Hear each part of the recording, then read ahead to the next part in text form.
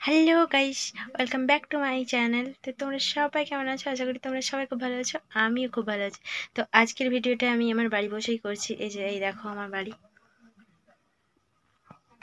এটা আমার রুম। তো এই দেখো পেছনে একটা কি হয়েছে উইডিপির মতো। তো ওটা আমি জন্ম থেকেই দেখছি, আমি যখন ছোট ছিলাম তখন থেকেই দেখছি। তখন ভাবতাম, ভয়েই ঘরে ঢুকতাম না, যে ভাবতাম যে ওটা কি জিনিস রে বাবা। তো এখন অতটা ভয় করে না। তো ওটা ভাঙার চেষ্টাও করেনি কোনোদিনও, আছে বাড়ির মধ্যে। তো থাক, যে আছে সে ভালোভাবেই থাক, শান্তিতে থাক। তো চলো আমি ভিডিওটা কন্টিনিউ করি। তো চলো। তো তোমরা থাম্বনেল দেখে নিশ্চয়ই বুঝেই গেছো যে আমি আজকে কি সম্বন্ধে ভিডিও দিতে চলেছি। তো বলবো, বলি যে আমাদের লাভ ম্যারেজ কি অ্যারেঞ্জ ম্যারেজ। তো গেস করো তোমরা, লাভ ম্যারেজ কি অ্যারেঞ্জ ম্যারেজ? না, আমাদের লাভ ম্যারেজ। তো লাভ ম্যারেজ, তো লাভটা শুরু হয়েছিল স্কুল লাইফ থেকে, যখন আমরা স্কুলে পড়ি। স্কুলে পড়ি বলতে ধরো তখন 10-এর টেস্ট দিয়ে আমি বাড়ি এসেছিলাম। বাড়ি এসেছিলাম বলতে আমি এখানে থাকতাম না আগে, আমি থাকতাম আমার মামা বাড়িতে। তো ওখানে স্কুলের আমার পড়াশোনা, ওখানেই সব কিছু। তো কিন্তু মাধ্যম যখন আমার টেস্ট পরীক্ষা হয়ে যায় তো কিছু একটা প্রবলেম হয় ওখানে, মানে টিউশন এইসবের কিছু প্রবলেম হয়, সেই জন্য আমি বাড়িতে চলে আসি। তো বাড়ি এসে সেখানে এখানে টিউশনে ওর সাথে আমার আলাপ হয়েছিল। তো আমরা দুজনে সেম ক্লাসেই পড়তাম। ভিডিওটা কন্টিনিউ করতে পারছি না, কারণ কি মানে আমি ফোনটা হাতে ধরে ভিডিওটা করছি, তো সেই জন্য ফোনটা বেশিক্ষণ তো হাতে ধরে রাখতে পারছি না, সেজন্য একটু থেমে থেমে আসছে আর কি। এবার যাই হোক, তোমরা একটু কষ্ট করে দেখে নিও। তা কি বলছিলাম, যে হ্যাঁ আমরা দুজন সেম ক্লাসেই পড়তাম। এমনকি ওই একই টিউশনও পড়তাম আর একই স্কুলেও পড়তাম। স্কুলে বলতে এখানে এসে আমি 11-এ ভর্তি হয়েছিলাম। তো যখন আমরা মাধ্যমিক দিই আর টিউশন পড়ি, তখন আমাদের অত কথাবার্তা হতো না। আর তখন মানে অত কিছুই ছিল না বলতে গেলে, কথাবার্তাও হতো না আর কিছু হতো না। এরপর আমি এখানে 11-এ এসে ভর্তি হই, তখন আবারও আমাদের দেখা হয়। তখন আমাকে জিজ্ঞাসা করে যে আমি এখানে ভর্তি হয়েছি কিনা। আমি বললাম হ্যাঁ আমি এখানেই পড়বো, আপাতত এখানেই ভর্তি হয়েছি আর ওখানে থাকবো না। তো সেই আমাদের প্রথম কথা হয়েছিল, বাট আমি অত সব জানতাম না যে ওর আমাকে ভালো লাগে কি কিছু, আমি অত সব কিছুই জানতাম না। তো 11-এ স্কুল যেতে থাকি। তোমরা আমার কথাগুলো শুনতে পাচ্ছ নাকি আমি জানি না, তাও বলছি। 11-এর মানে ঠিক প্রথমটা, যাই হোক স্কুল গেছি, তাও অনেকবারই, তাও ধরো 1-2 মাস হয়েছে এরকম স্কুলে গেছি। তাও ধরো 1-2 মাস হয়েছে এরকম স্কুলে গেছি। তো তারপরেই ও আমাকে বলেছিল যে কিছু একটা কথা বলবে আমাকে, এরকম অনেকদিন ধরেই বলছে যে তোমাকে একটা কথা বলবো, তোমাকে একটা কথা বলবো। আমি বলছি হ্যাঁ ঠিক আছে বল। আর একটা বিশেষ ব্যাপার হয়েছে কি, আমি ওকে তুই বলতাম, ও আমাকে তুমি বলতো। কারণ কি আমি অনেকবার বলেছি ওকে যে তুই ঠিক আছে না, সেম ক্লাস সব কিছু সেম, তো তুইটা ঠিক আছে না। ও কমফর্টেবল ছিল না ওটাতে, কারণ ও বলতো যে না আমার পক্ষে তুমিটাই ঠিক আছে, তুই বলো ঠিক আছে। আমি, তো এটাই হতো যে আমি তুই বলে ফেলতাম আর ও তুমি বলে ফেলতো, নিজেকে একটা খারাপও লাগতো। তবুও আমার আসতো না আর তুমিটা। তো প্রথম দিকে যে তুই বলাটা অভ্যেস হয়ে গেছে, কিন্তু আমি তো জানতামই না যে ও আমার সাথে, যাই হোক, আমাকে ভালোবাসে কি কিছু। কারণ আমি ভেবেছিলাম হয়তো অন্য কোনো কথা বলবে আমাকে। অনেকদিন ধরে বলছে যে তোমাকে একটা কথা বলবো, তোমাকে একটা কথা বলবো, কিন্তু আমি তো জানি না যে আমাকে ওই বিষয়ে কিছু কথা বলবে। আমি ভেবেছিলাম হয়তো অন্য কোনো কথা বলবে। এই কথাগুলো বলতে গেলে আমার এত ভালো লাগে যে কি বলবো, সত্যি আমি নিজেই হাসতে থাকি নিজেই। এত মানে মনে পড়লে সত্যি আমার খুব খুব খুব আনন্দ লাগে। তা সেই জন্য ভাবলাম যে তোমাদের সাথেও আমাদের কিছু মানে ভালো ভালো ঘটনা শেয়ার করি। আমারও খুব ভালো লাগবে এই যে আমি তোমাদেরকে কথাগুলো বলছি না, সত্যি আমার মনটা খুব ভালো যাচ্ছে। কি বলবো আর, সত্যি সত্যি খুব খুব খুব খুশি লাগছে। তো যাই হোক কন্টিনিউ করি আমি। এরপর একদিন তো চলেই এলো যে আমাকে বললো প্রপোজ করলো আমাকে যে ভালোবাসে বলে, বাট আমার দিক থেকে কোনো দিনও ওর হ্যাঁ ছিল না। কারণ কি, আমি একটা জিনিস কি বুঝতাম যে আমাদের সেম ক্লাস, কোনোদিন এটা সম্ভব হবে না। আর আমি ওই টাইম পাস ব্যাপারটা বিশ্বাস করতাম না, ঠিক আছে? যদি করতে হয় তো বিয়ে করবো, তাই না? আর টাইম পাস আমার পক্ষে সম্ভব ছিল না, আমি করতে চাইও না। সেই জন্য আমি ওকে মানে ডিরেক্টলি বলেছিলাম যে দেখো, আর সরি দেখ, আর আমার পক্ষে তো সম্ভব না। কারণ কি, সেম ক্লাস, সেম সব কিছু, এজে আমার থেকে কিছুটা বড় হলেও তবুও তো সেম ক্লাস না।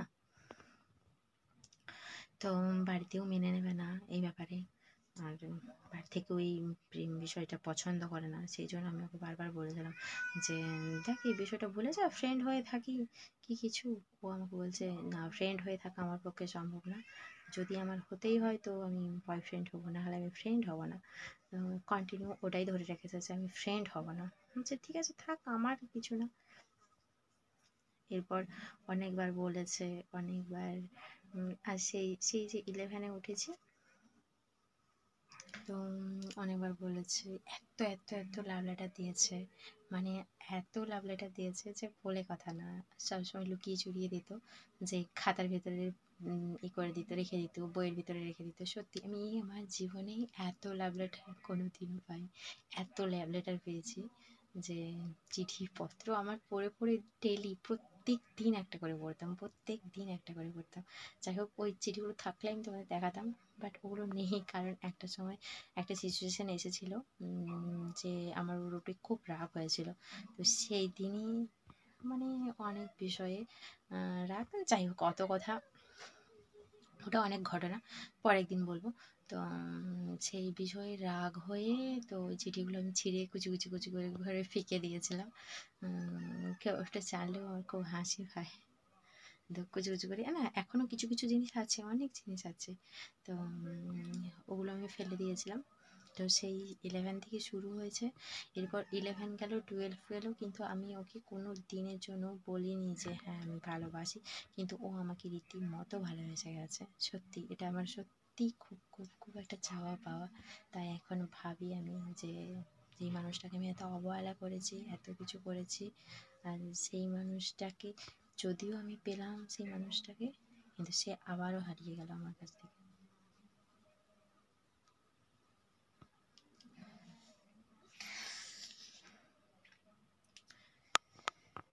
যাই হোক, আমি একটু ইমোশনাল হয়ে পড়েছিলাম।